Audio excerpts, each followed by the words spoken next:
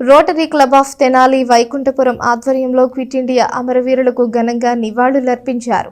రణరంగ్ చౌక్ వద్ద అమరవీరులకు నివాళులు అర్పించి వారి త్యాగాలను స్మరించుకున్నారు. పట్టణ పాత బస్టాండ్ సమీపంలోని రణరంగ చౌక్ అమరవీరుల స్తూపాల వద్ద rotary club of Tenali Vaikunthapuram ఆధ్వర్యంలో క్విట్ ఇండియా అమరవీరులకు సోమవారం ఉదయం ఘన నివాళి అర్పించారు.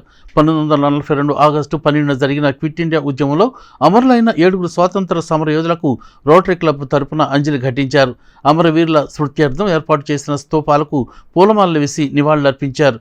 క్విట్ ఇండియా ఉద్యమంలో తమ ప్రాణాలను సైతం పణంగా పెట్టి భారతదేశానికి స్వాతంత్రం తెచ్చిన అమరవీరులు తెనాలి ప్రాంత వాసులు కావటం గర్వకారణమని అన్నారు. దేశ స్వాతంత్రం కోసం బలిదానం చేసిన అమరవీరుల త్యాగాలను భవిష్యత్తు తరాలు గుర్తుంచుకోవాలని చెప్పారు. కార్యక్రమంలో rotary club of Tenali Vaikunthapuram అధ్యక్షుడు ఈదర శ్రీనివాసరావు, కార్యదర్శి Devayajanam Muralikrishna, club membership chairman Edara Venkatapurnachand, Kanniganti Muralikrishna, Gutta Venkataratnam, GV Narayana, N Venkateswararao, Pavuluri Rambabu, M Arjunarao, Rajendra Prasad, Alapati Venkataramaiah, doctor Ravindranath తదితరులు పాల్గొన్నారు. వీళ్ళందరితో కలిసి వచ్చి దేశం కోసం ప్రాణాలు అర్పించిన అమరవీరులకు శ్రద్ధాంజలి ఘటించడం చాలా సంతోషకరంగా ఉంది.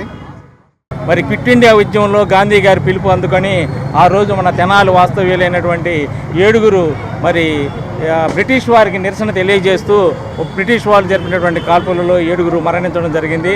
వారి స్మృతి చిహ్నంగా ఏర్పాటు చేసినటువంటి ఈ రణరంగ చౌక్లో మరి ఆ అమరవీరులకి మా రోటరీ క్లబ్ తరఫున శ్రద్ధాంజలి ఘటిస్తూ ఉన్నాం.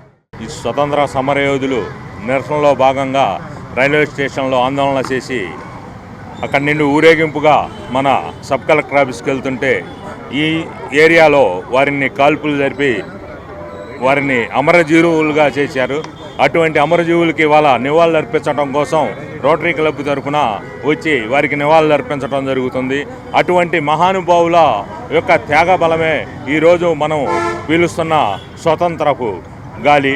స్వతంత్ర సమరయోధుల్ని స్మరించుకోవటం ఈరోజు చాలా అవసరం.